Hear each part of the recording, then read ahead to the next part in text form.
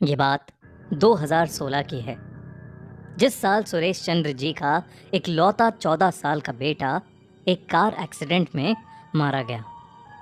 सुरेश चंद्र जी की पत्नी तो बहुत पहले ही गुजर चुकी थी और बेटे की मौत के बाद सुरेश चंद्र जी बिल्कुल अकेले हो चुके थे।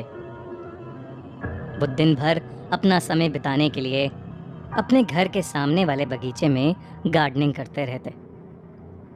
मरने से पहले उनके बेटे ने उस बगीचे में एक फूल लगाया था। सुरेश चंद्र जी पूरा दिन उसी फूल का बहुत प्यार से ध्यान रखते थे। कभी कभी तो वो उस फूल को देखकर रोने भी लगते। हर रोज की तरह एक सुबह वो उस फूल को पानी दे रहे थे। अचानक उन्हें ऐसा लगा कि कोई उन्हें अपनी तरफ पुकार रहा हो। उन्होंने इधर उधर देखा, पर वहां दूर दूर तक कोई नहीं था। फिर जब उन्होंने ध्यान से वो आवाज़ सुनी तो उन्हें लगा कि जैसे वही फूल उन्हें अपनी तरफ पुकार रहा है। उनके हाथ से पानी का मग छूट गया और वो इतनी बुरी तरह अपने घर के अंदर दौड़े जैसे उन्होंने कोई भूत देख लिया हो। घर के अंदर आने के बाद वो कुछ देर तक यही सोचते रहे कि आखिर अभी उनके साथ क्या हुआ है। वो ये सोच ही रहे थे कि उन्हें फिर वही आवाज़ आई, लेकिन इस बार अपने बेटे के कमरे में से। सुरेश चंद्र जी को कुछ समझ ही नहीं आ रहा था कि वो क्या करें। वो हिम्मत करके अपने बेटे के कमरे में गए तो उन्होंने देखा कि कमरे की सारी लाइट्स ऑन हैं और फ्लिकर कर रही हैं। उन्होंने ध्यान से सुना तो जो आवाज़ उन्हें आ रही थी वो अपने बेटे के बेड के नीचे से आ रही थी। उन्हें याद आने लगा कि जब भी वो अपने बेटे के साथ छुपन छुपाई खेलते थे, उनका बेटा हमेशा बेड के नीचे ही छुपता था।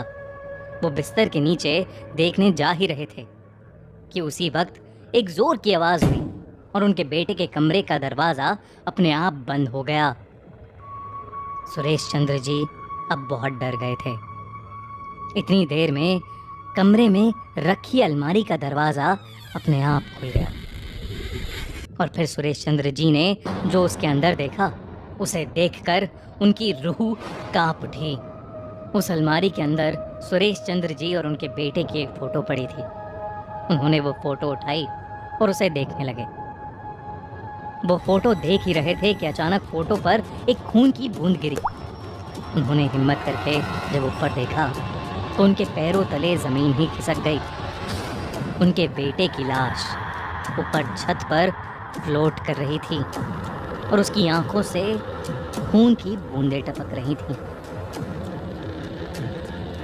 उसका चेहरा बुरी तरह नीला पड़ चुका था और वो बहुत ही ज़्यादा डरावना लग रहा था। वो सुरेश चंद्र जी को देखकर मुस्कुराने लगा और कहने लगा कि पापा, पापा, मैं आपको लेने आया हूँ, आप मेरे साथ चलो पापा। और ये कहते ही वो सुरेश चंद्र जी के ऊपर कूद पड़ा और वो वहीं बेहोश हो गए। जब उनकी आंखें खुली तो उन्होंने खुद को एक हॉस्पिटल में पाया और उनका एक दोस्त उनके बिस्तर के पास खड़ा था। वो दोस्त ही उन्हें उठाकर हॉस्पिटल लाया था और सुरेश चंद्र जी बहुत हैरान हो गए जब उन्हें उनके दोस्त ने बताया कि वो पिछले एक हफ्ते से उस हॉस्पिटल में एडमिट थे और उन्हें आज इतने दिनों बाद होश आया है। इस पूरे इंसिडेंट के बाद जब सुरेश चंद्र जी वापस अपने घर लौटे तो उन्होंने देखा कि उनके गार्डन में अब वो फूल है ही नहीं। आपको क्या लगता है, क्या था उस फूल में? क्या वो फूल वाकई भूतिया था